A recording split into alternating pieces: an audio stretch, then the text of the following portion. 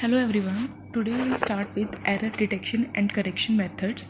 So in computer networks we have sender and receiver.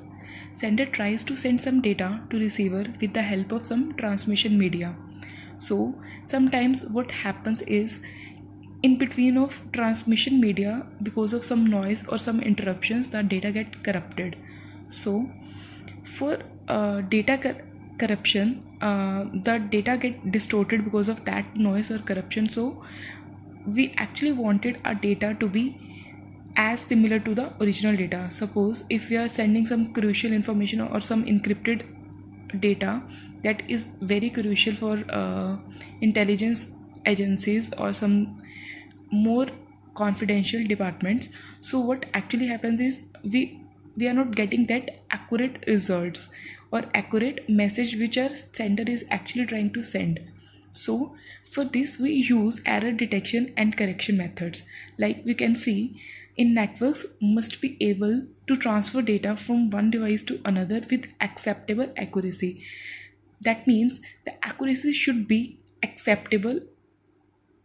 Okay, so for most applications a system must guarantee that the received are identical to data transmitted. That means the message which is sender actually sending to receiver by some transmission media, the receiver wants exactly same data that sender was sending to him.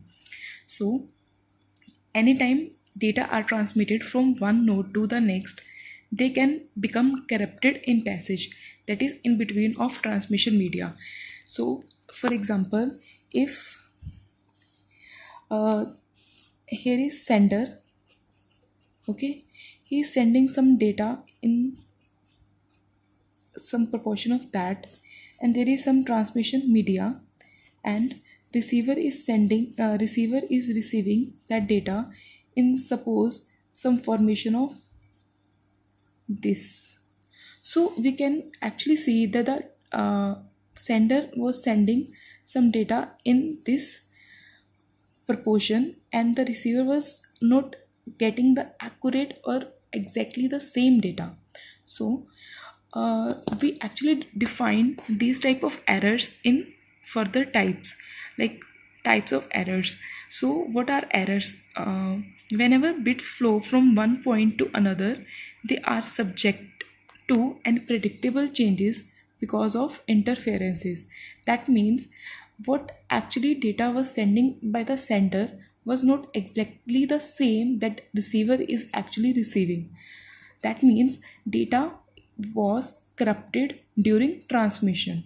For reliable communications, error must be detected and corrected. So we always use error detection and correction methods for them.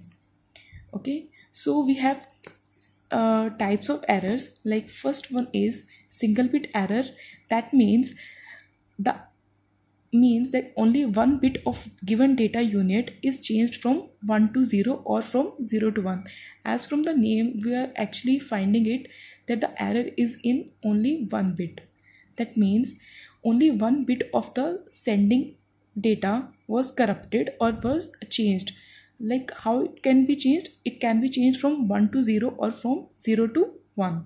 Okay, so like here is 8 bit of data, that is 000000010, and what receiver is actually receiving the data 00001010.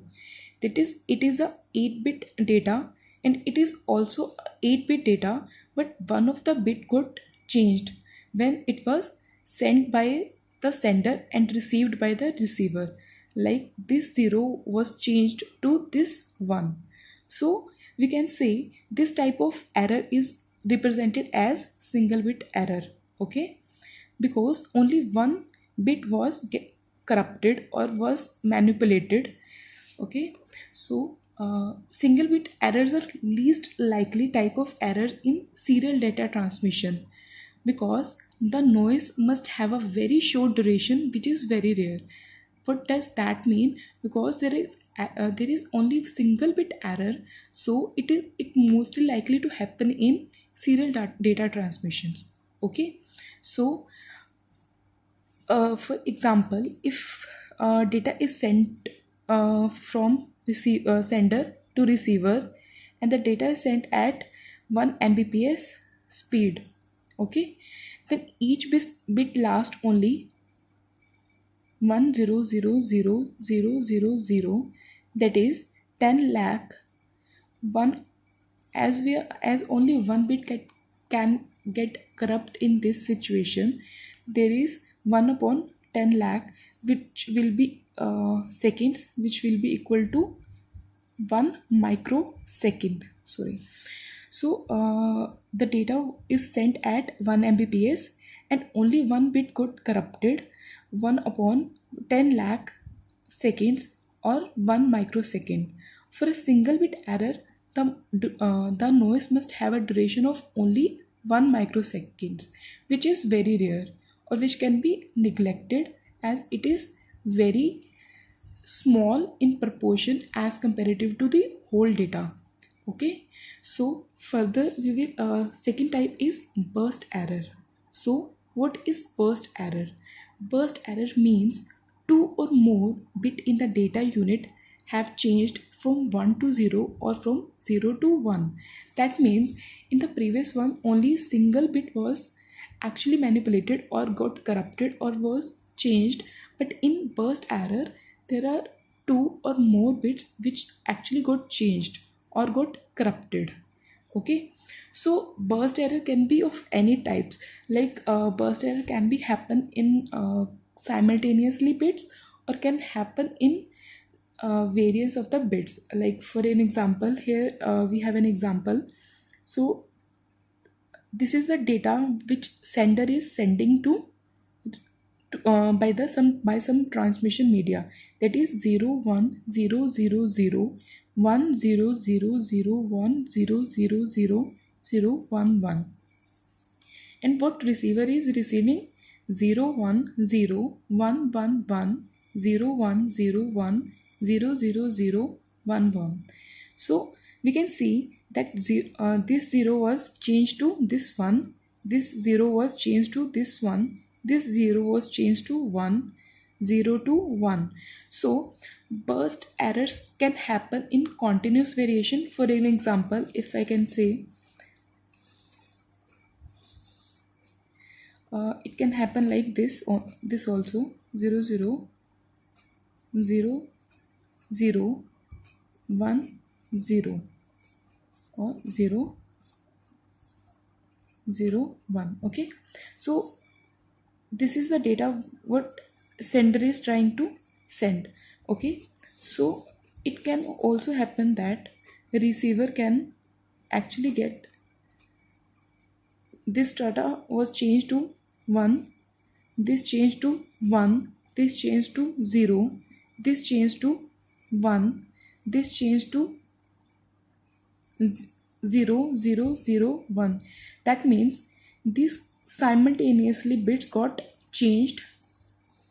That means the continuation of error of bits can be possible, or random error of bits can be possible. Like it can be possible in either way, either continuation or random. Okay, so burst error doesn't necessarily mean that the error occur in consecutive bits. Like in this example, the error is not in the consecutive bits, and in this example the error is it in continuation bits. The length of the burst is measured from the first corrupted bit to last corrupted bit. Like in this, the first bit was corrupted from this end to this end, like 1 2 3 4 5 6 7 8. So the length of burst error is of 8 bits. That is, the length of the burst is measured from the first corrupted bit to last corrupted bit. This is my first bit and this is my last bit. So what I'm actually trying to do for finding out the length of the burst error is to calculate from the very first end to last end of the corrupted bits. So this is single bit error in which only one bit got infected, and in burst errors in which two or more bits can get infected. Okay, so we will further go to further scenario. For reliable communications, error must be detected and corrected, because we always wanted that which data are a sender is sending to receiver, the receiver mostly wanted the exactly same data. Okay, so in burst errors, we can also go through one example. Like in this, if data was transmitted at the speed of 1 mbps, that was equal to 1 microseconds. Okay, and for one for let takes an example for burst error, like the similar example. Like if I am sending some data at the speed of 1 kbps, okay, so that means 1 upon 100 second, that means noise can affect 10 bits in this scenario. Okay, and when I'm talking about 1 mbps instead of 1 kbps, that means 1 upon that means approximation of 1 upon 10 raised to power 6, 10 raised to power 9 bits can get infected. Okay, so in the burst error, the noise rate is much higher as comparative to single bit error. Okay, so error detection and correction are implemented either at data link layer or transport layer of OSI model. Why so? Because when we are actually sending some data from sender to receiver, actually the data link layer, what is intended to do check intended to check each and every bit which we are sending, and we want the same data or the same reliable information should be received by the receiver. So data link layer or transport layer are actually responsible for helping us for error detection and correction techniques. So uh, single bit errors are least likely type of errors in serial data and transmission, because the noise must have a very short duration, which is very rare, as we have already discussed in the previous example, in which I have shown the speed of 1 mbps and the noise rate was much less in single bit error. Okay, so whereas burst error is most likely to happen in serial transmission, since the duration of noise normally longer than the duration of a bit, as there are more bits were infected, so the noise is much more as comparative to single bit error. Okay, so as we are saying that we need to use error detection and error correction methods, so we are further computing error detection. So what is error detection? Okay, so error detection means to decide whether the received data is correct or not without having the copy of the original message. Okay, that means we don't have an original message, but we want our original message to be received by the receiver. So error detection actually helps us to decide is the data is infected or not. Error detection actually uses the concept of redundancy. So now what is redundancy? Redundancy means adding extra bits for errors at the destination. Okay, so like say redundancy is actually considered as the central concept in detecting or correcting errors. Okay, to be able to detect or correct errors, we need to send some extra bits with our data, which is known as redundant data. Okay, these redundant bits are added by the sender and removed by the receiver. What we are actually trying to do, because of error detection technique, what we are actually using is redundant data. Redundant data means that the data which will be added by the sender and the receiver will receive that the data, and it will remove that redundant data and will get the exact information. So the information which was sender was sending, the receiver is actually intended to get the exactly the same message. But if the message got changed in between of some interruptions or because of some noise, then receiver will get to know about that because of these redundant bits. Okay, Their presence allows the receiver to detect or correct corrupted bits. Okay, like see there we have an example. Like I have some data 10100000000100101. We are generating some function on it, and we got some redundancy check on it.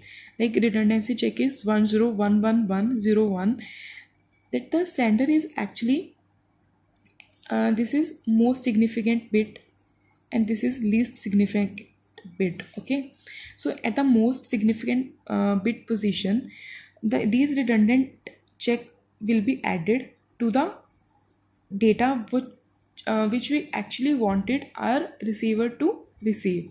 Okay, so the receiver will check that function. Okay, this redundant function, and he will see if he got the same data or not. If he got the same data, then it will get accepted, otherwise it will get rejected. Okay, so further, in error detection, what we are actually doing is we are putting some techniques for detecting our errors. So what errors, like first is parity check. The simple technique for detecting errors is to add an extra bit known as parity bit to original data. Okay, so generally parity can be of two types, that is either even parity or odd parity. So how we can decide that it is a even parity or this is an odd parity?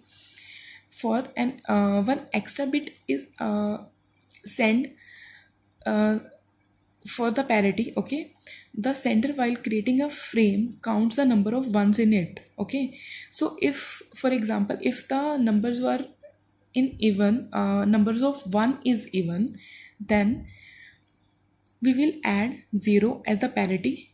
Okay, and the number of ones is odd, then we will add 1 as the parity check, so to make it as even number of ones.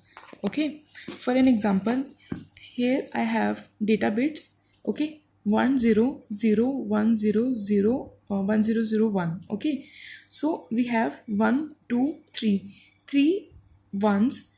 So what we are actually trying to do is we are actually making it as even parity. How we can make it is as even parity? That is 1001001, that is our actual data, and what we are actually doing is we are adding 1 as even parity to it. Okay, so now we have 4 ones, that is 4 even number of ones. Okay, so if for an example if we have data something like this 1000001. Okay, now we have positive or even number of ones. Okay, so what we will do, 1000001, we will add a 0 as an odd parity, because we already have even number of ones, and here here by adding 0 we will get to know about that the number of ones should be even. Okay, so how what we are actually trying to do is when we are sending some data bits to receiver. Okay, and when the receiver will get it, he will check through the parity, and suppose if the parity is 1. Okay, like in this example if the parity is 1, then he knows that the number of 1 should be in odd. Matlab like it can be 1 3 5 7 9 and so on. Okay, and when the receiver checks that it is an odd parity, that means it has 0, then what he will understand that the number of 1 should be even in number. That means it can be 2 4 6 8 10 12 and so on. So it in a single bit flips in transit, the receiver can detect it by counting the number of ones, what I am actually trying to say. But when more than one bits are erroneous, then it is very hard to the receiver to detect the error, because it can be possible that suppose it can be possible that only single bit got infected, then this uh, parity checking actually works. But when more than one bit got infected, then suppose if more than one parity got infected in this, okay, suppose 1001001 that means no data got changed. Okay, so where what data what we were trying to send, the receiver was exactly getting the same. But if this bit code changed to 10011, okay, 0, sorry, 1 1 2 3 4 5, so here more than one bit got infected.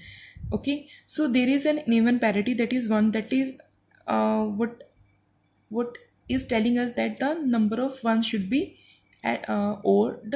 Okay, so 1 2 3 4 5, okay, these are odd in number and we are adding a even parity of that. But actually the data got infected with more than one bits, so these parity checking got get fails when the error is in more than one bits. Okay, so then there is a second method, that is checksum for error detection. Okay, so simple parity can't detect two or more even number of errors within the same code word. So what we intended to do is we try to get a checksum error data technique, which actually helped us to find the exact value. Okay, to overcome above issue, this method is used. At each word is transmitted, it is added to previously sent word and the sum is retained at the transmitter. So let take an example. We have 4 frames, each of 8 bits. First frame is 11001100. Second is 10101010. Third is 11110000. Fourth is 11000011. Okay, then what we will do, the sender adds a bit using one's complement arithmetic. When adding two numbers using one's complement arithmetic, if there is a carryover, it is added to the sum. Okay, like see, we are at the sender's end. Okay, firstly we will add 2 frames at one time. First frame was 11001100. Okay, this is 11001100. Second frame was 10101010. Okay, we will simply add it.